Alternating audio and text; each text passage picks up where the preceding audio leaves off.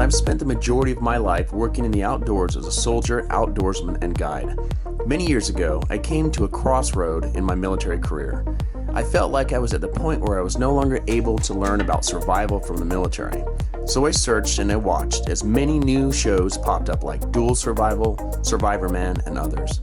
Shows that partnered seasoned soldiers with primitive living instructors. I watched experienced soldiers who had amazing skills with tools fall short without them, and I had to look deep within myself and ask why. So, realizing that something was missing in my training, I then formulated a plan. I set out to find people with these skills in my area, to find out who they were, where they come from, who taught them, and more importantly, how could I learn and master these skills for myself. This journey has led me to a place where I have had the privilege of teaching these things that I love to others. Skills that now range from advanced navigation to primitive fire. This is my journey to primitive. This is my story, yet it is a story that has never really been about me.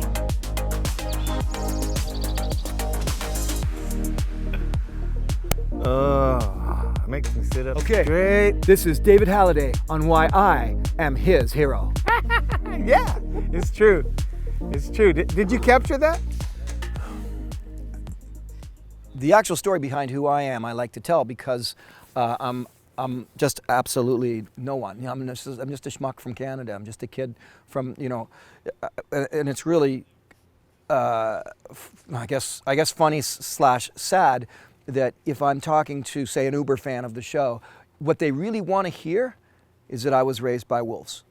And when I say I was raised watching television in the 1970s in the suburbs of Toronto, I can almost see their little hearts getting broken. I don't even mean to be patronizing or condescending. It's just that the cliche is and the stereotype is unfortunate because the story of coming from a dysfunctional family in the western suburbs of Toronto, white bread, boring suburban neighborhood, and then getting to where I am now, to me that is more intriguing and more something to say than, well, I was raised by grandfather spruce tree and the wolves changed my diapers. That would be awesome, but I can't tell you that story.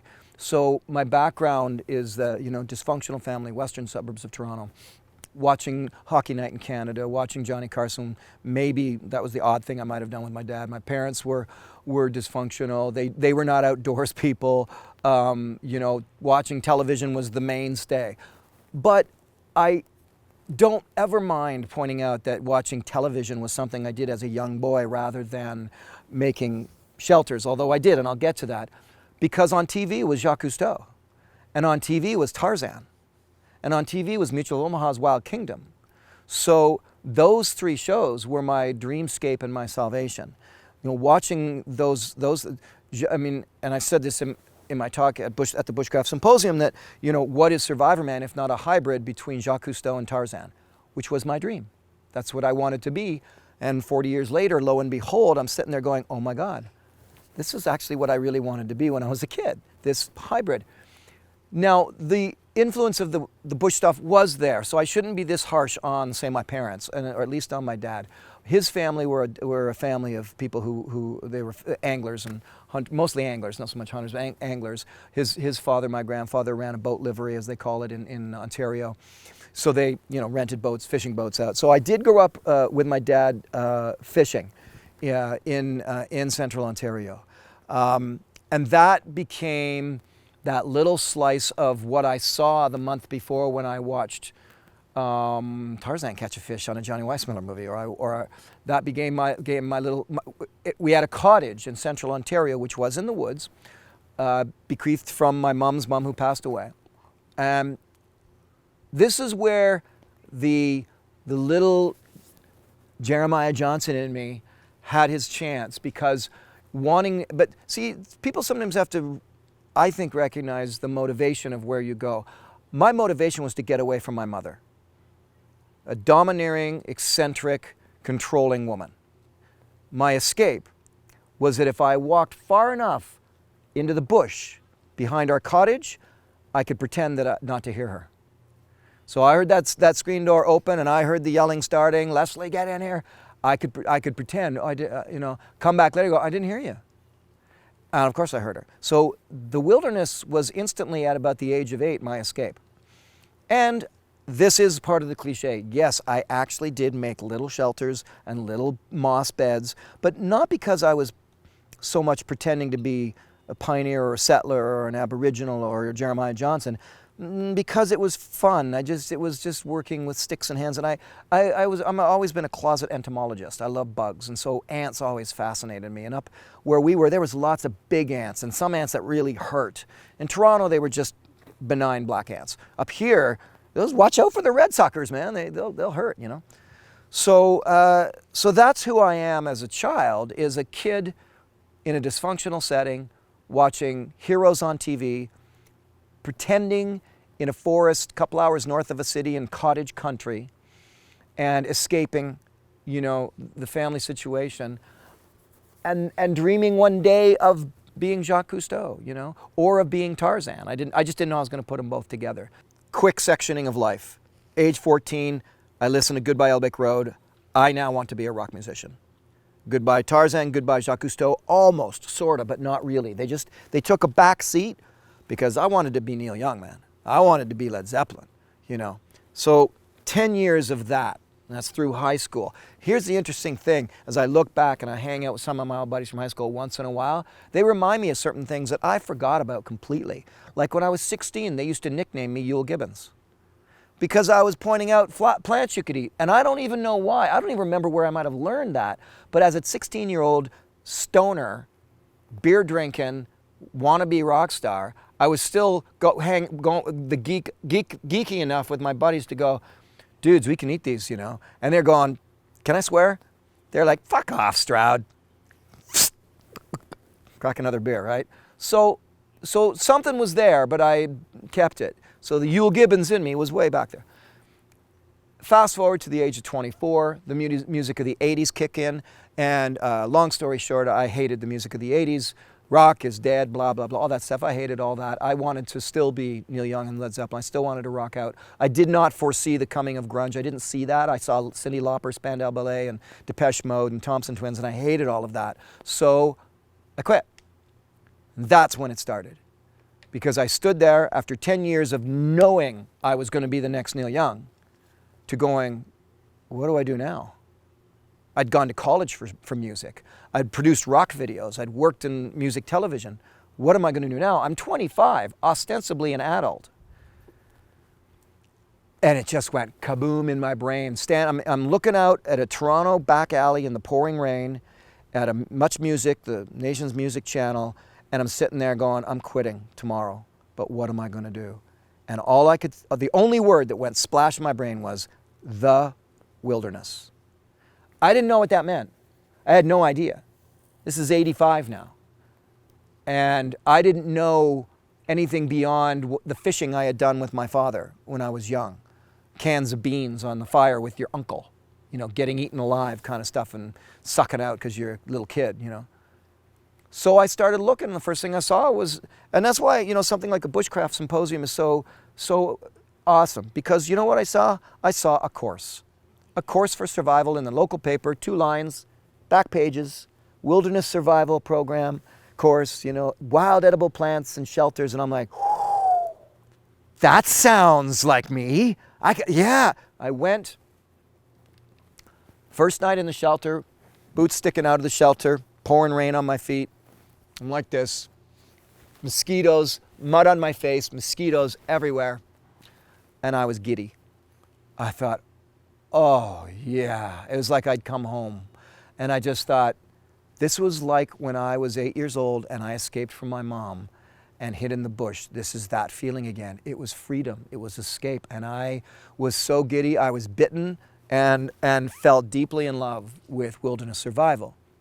That was the wedge into the world of outdoor adventure, which was a matter of, well, it was everything you can think of with outdoor adventure, with the exception of rock climbing. It was whitewater canoeing and sea kayaking. I ran dog teams for 3 years, and wilderness emergency medicine, and on and on and on it goes. And of course, survival and edible wild plants, that sort of stuff. The survival, maybe because it was first, was the joy of my life, of all of that.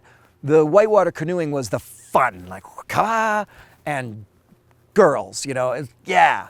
So, but that's where it started.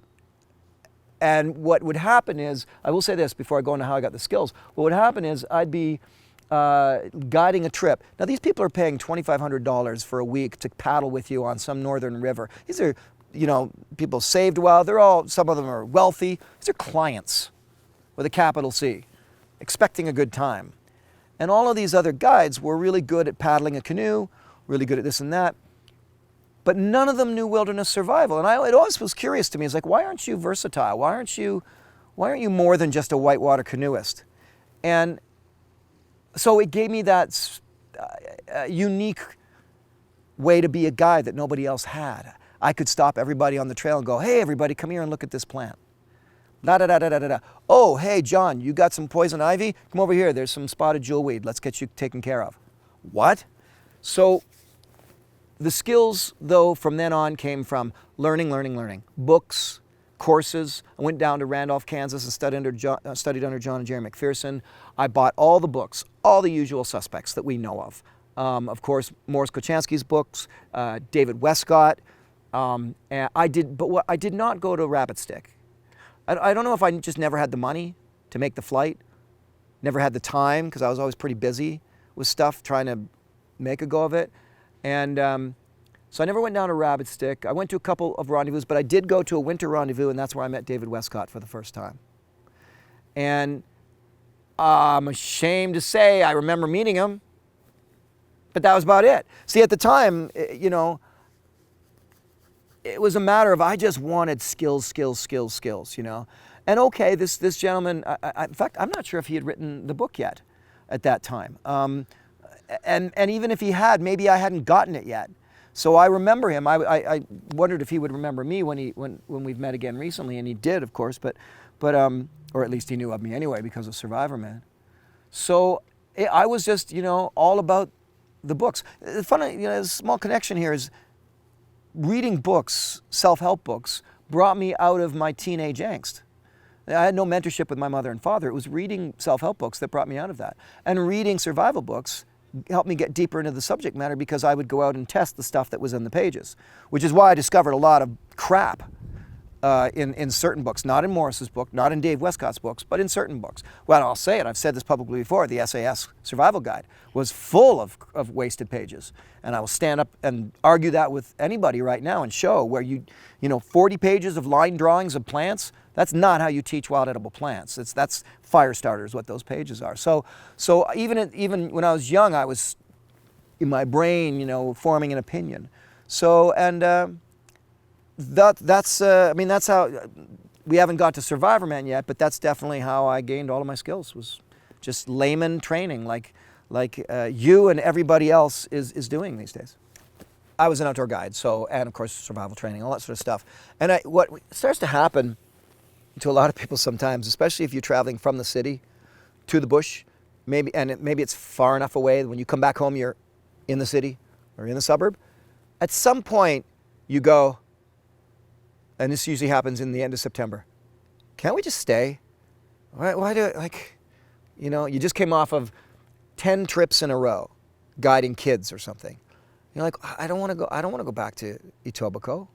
I want to stay, you know, in Temagami, Ontario. And so one day I got a position actually as a head guide at an outdoor resort, and I stayed. And I never looked back. So now I'm an outdoor guide that lives north.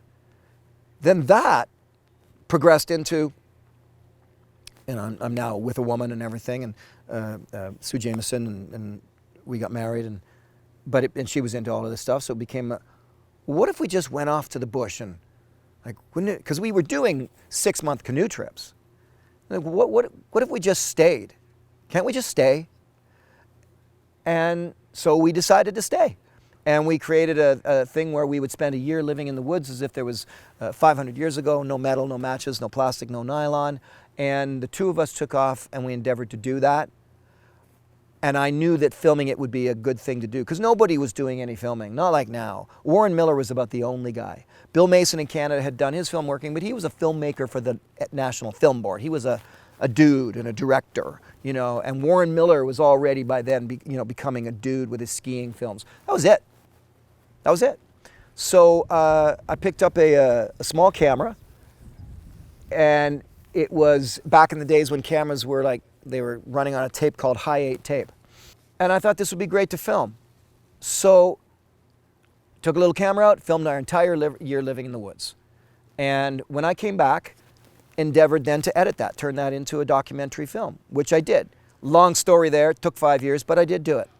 And I brushed off my old skill sets that I had gotten from rock videos of operating cameras, editing, because I've trained and worked with editors and cameramen, and I've been a producer, so I brushed off those skills. We shot the film, so there I was, 35 years old, with 15 plus years of teaching survival, 5 years of my wife and I just basically in the woods, 1 year that was solid living in the bush and practicing primitive skills as the way to live.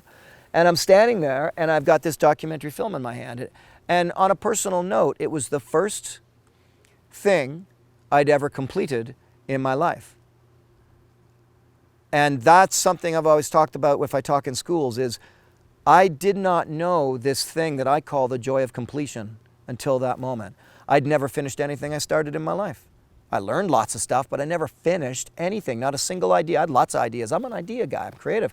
Never finished them. Nobody mentored me into knowing how to finish things. Nobody taught me to finish things. Nobody said, hey, that's great, but you're gonna finish it? No one ever told me that. So somehow I did it. I finished this film, Snowshoes in Solitude. And the euphoria of actually completing something that I'd started 7 years earlier, was foreign to me and unbelievable. It was like a high. And I just thought, I want more of this. I want to be a completer. I want to finish things I start. I don't want to just talk about stuff and be Mr. Idea Man. And this feels fantastic. So won a few awards with that. And if you rewind, my idea for Survivorman had been hatched many years before in 1987, watching bad survival films, thinking, I can do better than this. I mean, I'd already worked in rock videos. I knew I could do better than that. But it wasn't until I'd finished the Snowshoes in Solitude that I understood how important completion is. You know, and to drive that home, you're interviewing me right now, and you have some ideas about what you want to do with this interview. And I'll say it hopefully not harshly, if you don't, well, shame on you. You know? Because in a way, you just wasted my time. And I didn't understand that. You waste people's time, you let them down in their confidence in you. But I finished Snowshoes in Solitude. That was the name of the film. So I took that film, and I remembered my idea about Survivorman, and things were going on that spurred me on to think, I think I could do this now.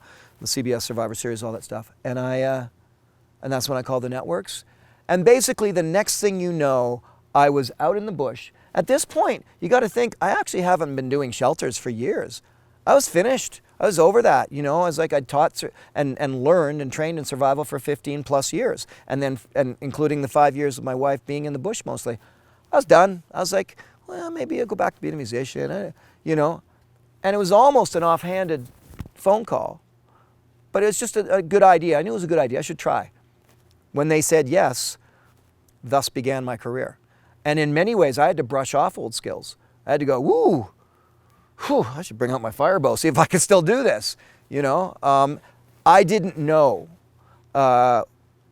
who else would be there for me to teach me. I did know about Rapid Stick, I did know about Wes Scott, and I did know about Morse and all that from the years before, because we're now in the year 2000. When I was training, it was 1985. So this is now 2000. So although I'd had all those years of the skills, it was, you know, I also had let them down a bit. So there we were, and I was basically off to the races with Survivorman. Well, Holiday, David Holiday. I think too much of my misspent youth has destroyed my memories, so sometimes it's really tough going on long-term memory to remember. You know, I'll run into people it was actually, to be honest with you, Dave Westcott said to me the other day, he goes, no, we met at the winter rendezvous with what are they, the Conovers, I think, and I was just like, oh yeah, you know, I'm like, did we met there? Okay, because I knew I'd met David, but I couldn't remember where. He remembered. He didn't have as much of a misspent youth as me, I think. With David Halliday, yeah. First of all, let me put something straight. I am the first person to nickname him Desert Dave, and he liked it. When it was really more than anything a matter of field producing, I needed somebody who could teach me in the desert. So I turned to my survival cronies, Doug Getgood in Southern Ontario, who is fantastic and an incredible human being, and we were like blood brothers. We'd run a company together, and I said, "Who do you think I could get down in Arizona?" And a bunch of names came out, and we were talking about Mountain Man Mel DeWeese. We were talking about Matt Graham. We were talking about at the time Jim Riggs, but David Halliday. And you know what? Frankly, it was like one thing led to another, and a phone call was made, which is not easy with David Halliday. He's not a fan of the modern world. So reaching him, somehow we reached him. And David Halliday, he's just, sure. I don't even remember what we paid him or anything like that. It was the first season of the show. Budgets weren't big. I don't know what we did. But somehow, the next thing I knew, I'm sitting on the desert floor with a fire going after having started it with the hand drill under David's tutelage, discussing God and the philosophy of life and peyote and soul stealers from Scottsdale, Arizona. I mean, we were getting eclectic and mystical, and a brotherhood was certainly born there. He will. This is going to be really weird telling his story about me, so I don't know if he's told you this story, but. It makes me sit up Okay. straight. This is David Halliday on why I am his hero. Yeah, it's true. It's true. Did you capture that? Oh, yeah, you got it. It's recording. It's okay, good, good. Because it's true. 1 second. Let me get this. Okay. That mosquito's dead. Okay. When I met Les Stroud, I think I was visiting my relatives in Arizona, and he had called and said he wanted to meet me down there. And he drove all the way from wherever he came from in a dinky little van. And I didn't know who he was, but I liked him already. But when I met him and we went out and started doing things, I realized that he was this man that was making his way with skill instead of with money. And a lot of TV people, they would like try to fix everything with a bunch of bucks. And Les actually knew how to do a lot of things, and he started telling me a story how he got into wanting to film things, because he said just most survival videos or any outdoor videos are just plain boring. They take a great subject and make it no fun to watch, and I agreed. And then he started telling me how he learned how to deal with not having the right gear, because he was making videos of his band. He's a musician, and he started figuring out how to take duct tape and lots of other things, and what I call be creative in the process of learning how to film himself. And so one day he gets this bright idea, and he's telling me that I could do a better job at filming people out on the land than anybody else has been doing so far. So he trusted himself and was telling me that he's become like a big hit in Canada. And I hadn't heard of him, but I was like, good for you.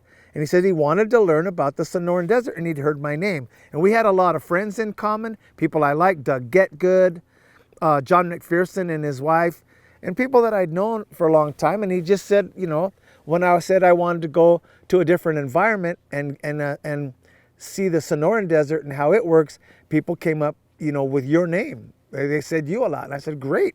And so he's going to pay me good money in my world to go on a hike and see what I love and tell him what I think about, things and feel about things in the Sonoran Desert.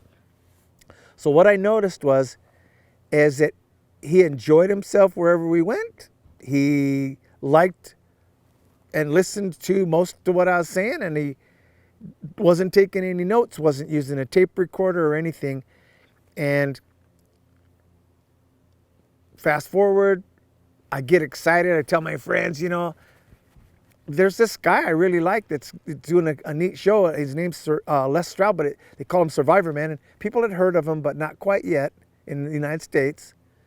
And then the show comes out, and we're all waiting at the Boss trailer to watch the episode. And Breck said right after, one of my friends, one of the other instructors at Boss said, that's like watching the David Holiday show with a different face.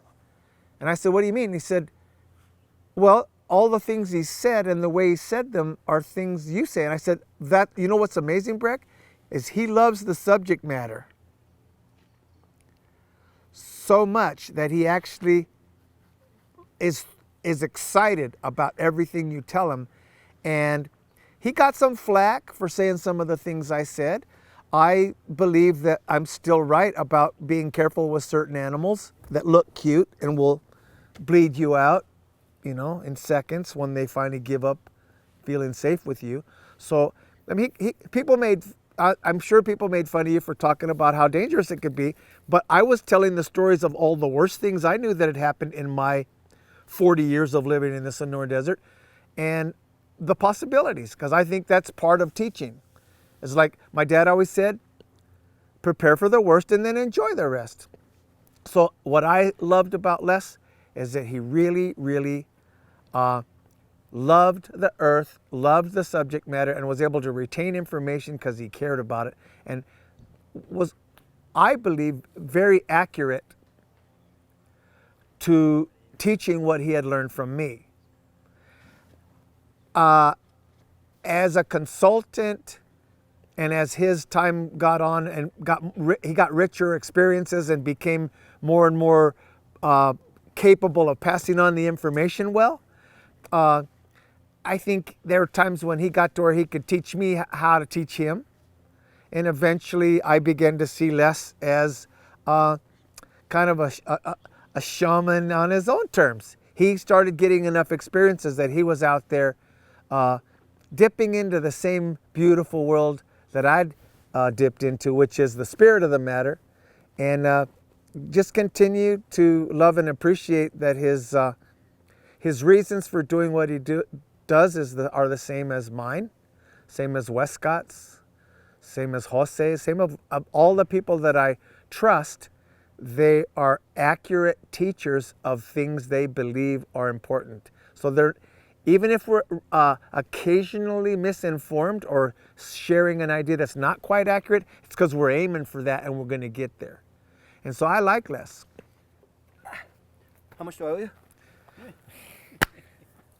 David Halliday. Can you give me one of those cool knives? They're $69.95. Okay. Tells a story where we went out to do our learning. It's learning time. And he said he was thinking the whole time, this guy's not taking any notes. He's not filming me. He's not recording me. Like, what's he doing? This is what David says he's thinking about me. And he's a little bit like, you know, he realizes that we get along superbly well, but why am I, you know, what he didn't understand about me or didn't know about me was I adored what he was teaching. So if he's showing me the strawberry pincushion, you know, cactus, I'm hanging off every word. And I was good with edible wilds. It was my favorite part of always has been my favorite part. So I'm listening. Oh yeah. And then when he's giving me a historical reference to the grass mat, I'm like, oh, and I'm soaking it all up. But this is what I did. I was not a TV guy looking for storyline that I could put in later. I wanted to learn from him, and later I would just do it and put it on camera. The cameras would run. And so he said, you know, he waited. Months and months go by, and the film comes out, and he's watching me speak his words verbatim, word for word. And thankfully, he wasn't insulted. I hope and believe, which is what I meant, he was honored, because I was honoring him. It's like, he taught me this about that. I'm going to say this about that way for the camera, just with my tone of voice and my inflection. And he knew I wasn't pulling anything on him. I mean, he knew it then, I suppose, but when he finally saw the show, it's like, ka-chunk, it went. It's like, Stroud didn't stab him in the back, didn't make it look stupid, didn't make it look sensational. But again, the reason why? I'm being taught by some cool desert dude, you know, survival in the Arizona desert. I was an excellent survival instructor in Ontario, you know, in my part of Ontario. But anywhere else, you know, sure, yes, our skills do travel, they go across globally. That doesn't mean we know what leaves we can eat, you know, and we don't know, oh, this works better than that. You know, like it's 6 degrees warmer underneath a mesquite tree than it is beside it. I didn't know stuff like that, and he's giving me this stuff, and I just sucked it all up, and he laughed, you know, the rules and regulations I gave on him, because he really wanted to come in and make sure I was alive, and I kept saying, I can't see you, I don't want to see you. He jokes about another rule I had that if I'm lying down, come back in an hour, maybe I'm only sleeping. If it looks like I'm not breathing, come back in an hour, maybe come over to me. I guess all these rules, like, I don't want you changing my mode of survival. If I see you and talk, it's all just screwed right there at that moment. I'm supposed to be here 7 days alone, and alone means alone. So, you know, if you want to, and I actually said at one point, if you want to check on me, make sure I'm alive, do it from the hills. Sneak up on me. Don't let me know you're there. I'm fine with that. If I'm naked, you get a good sight, you know. So that's my Dave Halliday. Friends to this day. Desert Dave is my moniker that I gave him. I will stand on that one. And he is by far, you know, one of the most genuine survival, bushcraft, primitive earth technology instructors you will ever meet. We all want him to write a book. There's no question about it. It's not his style, though. You know, his style is the ancient ways of passing it on verbally there around the campfire, falling asleep under the stars. I don't know if I ever want to take that style away from him. You know, a tip on skills is this. I think that we can do an awful lot practicing. But it's really good to find a way to have a skill to do that you have to do. Put yourself in a position that you have to do this way. That really helps a lot. For fire starting, I was an outdoor guide guiding people on expensive trips, paying a lot of money. Yet one summer, I said, okay, every fire I start, and it was going to be a lot because I was the guide, so I have to start all the fires at 6 o'clock in the morning before they wake up in their fancy tents. Every fire I start is going to be with the flint stick. The next summer, every fire I start is going to be rock and steel. The next summer, these are canoe trips, hiking, sea kayaking, whatever. Every fire start is going to be the fireball. So I forced myself. Well, rain or shine, wind, sleet, snow, hail, whatever, it didn't matter. I discovered a lot that way. You know, the biggest thing was too on those particular subject matters when it comes to fire, it was how to find tinder. It wasn't how to do the bow. It wasn't how to do the rock and steel. That almost always remained the same. It was how to find tinder. You know, and you become really covetous of, you find tinder, saving tinder. So tomorrow morning you don't have to find it again. I learned a lot doing it. And so my advice on tips is that if you can find, you got a skill, you practice it, you know how to do it. Great. Do you know how to do it in the rain? Can you walk into the woods and make a fire bow without your favorite, you know, without it already in your pocket, you know, without your favorite bearing block, your favorite basswood spindle you dried for a year, your favorite, you know, can you do that? That's when you start to realize what you know and what you don't know. It's really easy to get a fire bow going at a trade show. 5 times a day in a dry building with a big bucket full of cedar bark. You know, I could do that till, you know, we can have races. Now, you know, but wake up in the morning and just walk out into the woods and get a fire going. That's all of a sudden, it's a different thing. And the second half of that is for those of you who are not architects, who are not engineers, who are not artists like me. don't fret that you can't make an arrowhead like David Halliday, that you can't, you know, make a bone hook like Patrick from, was it Scotland? That you can't do these things as good as the masters. Don't fret. I can't. I've never been able to. But I can take anybody out and survive in the woods well. I just can't make a nice knife, you know, which is not to diss the nice knife. It's just I'm not an artist. I'm not good that way with my fingers, my hands. I'm a visionary, a vision-oriented person, and sound and words. This is my thing, you know, concepts, teaching. But carving and stuff, my stuff all looks like crap, you know, but it's functional. So there's no form in me. So, that's really a commentary to those people who are getting into the skills and realize they can't flip-nap with the rest of them. And you don't have to.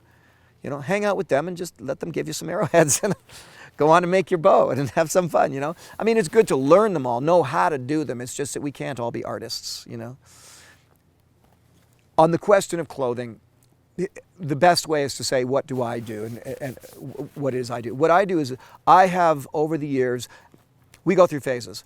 I was going to the thrift store, buying women's old fur coats and Swiss Army wool pants and Army this and Army that. And my mother, one side, for whatever reason, we were still talking, she used to make me coats out of 100% wool blankets because she was actually a seamstress. But that romanticism is great until you realize that capilene really works, you know, and wicking material close to the body is a lot better than cotton. You definitely have to master the art of layering. You just have to master it and not be embarrassed that you have to ask your guys to stop. Hang on, I take my sweater off again. Stroud, you just put it back on. I know, but I'm hot again. I got to take it off. When you don't do that, when you try to be like, oh, I won't bother them, and you start sweating, you know. But it's cold. It's winter. You don't want to bother anybody, so you don't layer. You don't practice the art of layering, so now you're sweating. Well, now it's 5 p.m. and the sun's going to be down in 30 minutes because it's winter, and you're still wet with sweat because you didn't layer. You didn't say, everybody stop. We had a rule in adventure racing that if you had a hot spot and you don't tell the team, because we used to race as teams of 4, you'd hear it because you will have to stop in an hour and it's going to be painful and we're all going to lose time in the race. Whenever somebody would say, hot spot, the other 3 racers would turn around and go, thank you. And we'd sit down and wait for them to put a blister thing on their heel because we knew that was much better. And it's the same thing with layering, and you're out with groups and that. You're embarrassed. Oh, no, we can push through the bush a little more further on the trail. And you're starting to sweat. So the art of layering is massively important. And with the art of layering, it doesn't almost matter as much which material you're wearing, you know, because you're practicing the art of layering very well. So that said, I don't mind mixing up the modern and the primitive at all. I'll tell you what I don't want to travel in is buckskin. You know, it's cool, it's sexy, but it sucks when you're really cold or really hot. I wore caribou parka in the Arctic. That was a pretty magical lesson to be pretty much naked with 1 layer in brutal temperatures and stand there and go, I am a survival shelter. I could just sleep right now. It's a survival shelter. So there's magic in the old ways, but we can't all live in it. We can't all walk. First of all, it's way too warm anywhere but the Arctic to wear an Arctic caribou parka. And so gradients of all the temperatures all the way up and down the world is going to change what you wear. And in the jungles, I go half naked. I like sweating in the jungles. I like being half naked in the jungles with rubber boots so I don't get bitten by snakes. So I am a fan of combining modern material on the base layers, moving outwards to rugged, more old-fashioned materials like 100% wool on the outside layers. Why? Because when you're pushing through the bush, nylon rips pretty well. Gore-Tex is terrible. It rips. You know, they're making it better though all the time. So I like the combination, and I love the feel of old-fashioned, the feel of fur on my face. You know, I like the feel of wool. But that's what I do for clothing. And also, let's face it, man, in so many of these things, to each his own. To each his own way. There's not a person in this camp that does the firebow the same way. And I would swear by something that that David Halliday might do that I think is not necessarily wrong, but it's not the way I do it, and I like my way better. You'll know. Every time, case in point, every time I do the fire bow, I always do it with my left foot bare. Why? I just have learned to feel the nuances of the baseboard and the spin of the tension of the spindle through my foot. And also, it looks really cool to have a cedar burn on the side of my foot, and it gets me girls. So the nuances of what we all do as survival instructors is quite varied, and I love the differences. I can't remember who it was that even taught. Oh, I remember. I think learning from John McPherson that that to put the fire bow and the coal goes down into the plate, and then you take the plate and then you put it into your tinder bundle and you blow it. So I'm at home in Canada, and I keep thinking that just looks like an extra step to me. So with trial and error and getting the tinder caught up in my spindle every once in a while, I decided I'm always going to put the tinder bundle right underneath where the coal goes, so the coal lands in my tinder bundle while I do it. And I've screwed it up a few times, but I don't anymore, because I've figured out what works for me with my barefoot and the tinder flattened down, and then I do my firebow. That's just my style, which may not work for a lot of people, but if there's one person that it does work for, then awesome, I'll have that in common with them. And most of the ways that David Halliday does stuff suck. Well, yeah. He's crazy anyway. Crazy man. Would you be okay with... You don't suck, you blow, man. Hey everybody, this is Les Stroud, aka Survivorman. Thank you for watching TJack Survival. Make sure you subscribe. I'm going to mess that up and do it one more time. Hey everybody, it's Les Stroud, also known, yes I know, as Survivorman. Thanks for watching TJ Survival. TJack Survival? You know what I'm trying to say. TJack Survival. Subscribe, you'll find out what I mean.